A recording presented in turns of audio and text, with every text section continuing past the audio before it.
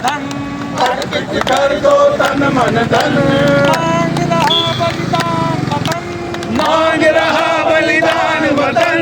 अगर देश के काम न आए, अगर देश के काम न आए, तो जीना बेकार, तो जीना बेकार। हो तैयार, हो जाओ तैयार साथियों, हो जाओ तैयार, हो जाओ तैयार साथियों, हो जाओ तैयार। काम उठे धर्म कोटि कंठों से गूंजे, कोटि कंठों से गूंजे, भारत की जयकार, भारत की जयकार, भारत की जयकार साथियों, भारत की नन्हे बच्चों ने भी दी श्रद्धांजलि जयकार साथियों, अमर शहीद हेमू कालानी को। हो जाओ सही है, बच्चों में संस्कार डालेंगे तो ही तो पता चलेगा कि हेमू कालानी कौन था।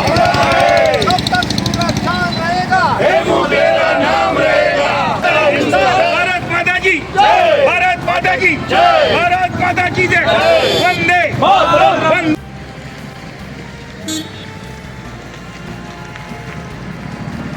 इस वक्त हम आ रहे हैं दादा अर्जुन दास जी की सुपुत्र साहब, जरूर हम देते हैं। सुपुत्र साहब विनोद गुडवानी जी के पास। गुडवानी साहब किसी परिचय का मोहताज नहीं है, कर्मठ कार्यकर्ता है। सबसे बड़ी बात यह है कि इनके पिताश्री से लेकर इनके पूरे परिवार के अंदर कर्मठ देश के प्रति क्या विनोद जी क्या कहना चाहेंगे? आज बहुत बड़ा दिन है सिंधी समाज के लिए, और इस दिन को कभी भी सिंधी समाज, पूरा भारत इस चीज़ को नहीं भूलेगा कि आज के दिन बहुत छोटी सी आयु में हेमू कालानी जी शहीद हुए थे, और आखिर ये वो शख्स थे जिनको फांसी दी गई थी। उसके बाद किसी को भी फांसी नहीं दी गई। आज से ठीक 14 साल पहले श्याम आहूजा जी के नेतृत्व में हमने बहुत संघर्ष करके ये चौराहा गोद लिया, और आज बीकानेर के अंदर ये हेमू कालानी चौराहे के नाम से बहुत ज़्यादा प्रसिद्ध है। और सारे जने, मैं समझता हूँ पूरे बीकानेर में लोगों को इस चौराहे के लिए पूरा ज्ञात होगा। शहीद हेमू कालानी जी ने अपनी शहादत देश के लिए दी। उन्होंने ये नहीं सोचा मेरी उम्र कितनी है, और बहुत छोटी सी आयु के अंदर इन्होंने अपना बलिदान भारत देश के लिए, उसकी आज़ादी के लिए दिया।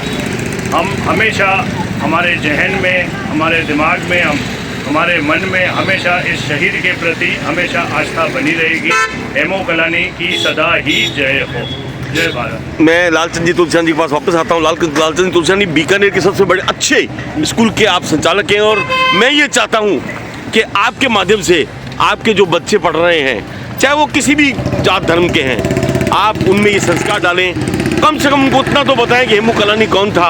क्या कहना चाहेंगे सर इसके बारे में? जरूर, आपका सुझाव बहुत बढ़िया है, और हम जब भी ये कल्चरल एक्टिविटी करते हैं तो उसमें कई शूरवीरों का सबका जो है परिचय देते हैं। और अब आपने जो सुझाव दिया इसमें मैं बहुत गौर करूंगा, और हमेशा हर वर्ष जो है नेक्स्ट टाइम जो रंग भरो प्रतियोगिता इस अवसर पर हम करते हैं, तो नेक्स्ट टाइम हम के लालचंद जी के स्कूल में करें। जरूर जरूर जरूर जरूर, बहुत बहुत धन्यवाद। धन्यवाद सर। और एक चीज़ में हमारे मन में, पूरे सिंधी समाज में प्रिय प्रधानमंत्री श्री नरेंद्र मोदी जी से ये एक गुजारिश है कि जैसे आपने भगत सिंह जी, आज़ाद, चंद्रशेखर आज़ाद जी को शहीद का दर्जा दिया है, वैसे ही हमारे हेमू कालानी जी को भी शहीद का दर्जा देके, और इसका एक दिवस जो 21 जनवरी है वो घोषित किया जाए, और पूरे देश में इसको बहुत अच्छे से मनाया जाए, याद किया जाए। बहुत बढ़िया।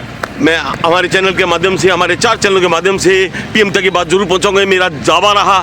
मैं इस वक्त आ रहा हूं उस शख्सियत के पास में जो शिक्षा के लिए एक हमारे अध्यापक नहीं है, सिंधी समाज के। और सबसे बड़ी बात यह है कि सिंधी समाज में अलग की जाएगी, मेरे को भी इन्होंने सिंधी सिखाई है, और मेरे को भी इन्होंने 3 साल तक लगातार पढ़ाया है। मुझे बहुत अच्छा लगा कि मैंने इनसे कम से कम 30 साल में छोटा हूँ, तो भी बड़ा हूँ, सॉरी माफ़ी चाहूँगा, तो भी इन्होंने मुझे अच्छी तरह से क्या क्या ज्ञान दिया। सिंधी समाज में अलग जलाई है, और इस वक्त अभी अच्छे अध्यापक भी हैं। सुरेश जी कैसे किसी परिचय का मोहताज नहीं है। सुरेश जी बताइए क्या कहना चाहेंगे? धन्यवाद भाई साहब के कुमार आहूजा जी, आपने मेरा मान सम्मान बढ़ाया। मैं ये कहना चाहूँगा कि जो हमारे हेमू कालानी जी का जो योगदान था उसको उस ढंग से नहीं उठाया गया, उस क्या ढंग से बात कही। समाज के आगे नहीं उजागर किया गया बहुत बढ़िया जिसके वो लायक थे।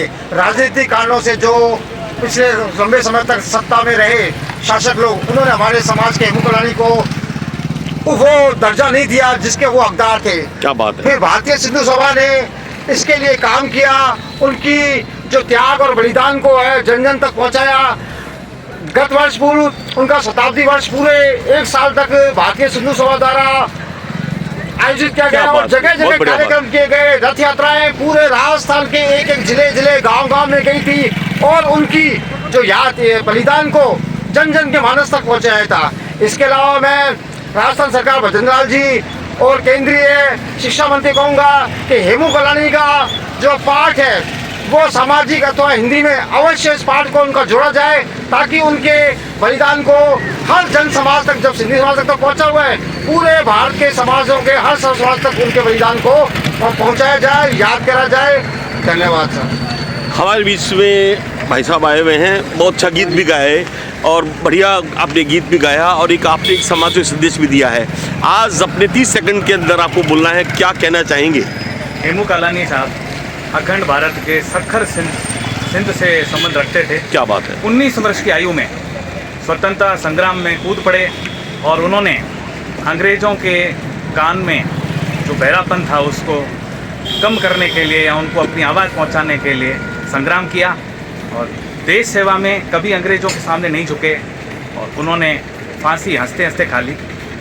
लेकिन मैं कहूँगा भारत सरकार ने 1947 के बाद बेशक उनकी मूर्ति भारत के पार्लियामेंट में संसद भवन में लगाई, परंतु मैं फिर अनुरोध करूंगा हमारे माननीय प्रधानमंत्री और मुख्यमंत्री महोदय से एनसीईआरटी के पाठ्यक्रम में इंग्लिश, हिंदी और सामाजिक विज्ञान में कक्षा 6 से 9 के मध्य हेमू कालानी का पाठ जरूर पढ़ाएं ताकि अन्य स्वतंत्रता संग्राम सेनानी जैसे कि भगत सिंह, राम प्रसाद बिस्मिल, चंद्रशेखर के साथ हमारे सिंधी समाज व हिंदू राष्ट्र के मुंह की बात छीन लिया, बिल्कुल मेरे मुंह की बात छीनी आपने। के बारे में भी ज्ञान चले और हम सबको इस पे गर्व है। हेमू कालानी अमर रहे। धन्यवाद। जय हिंद, जय झूलेलाल।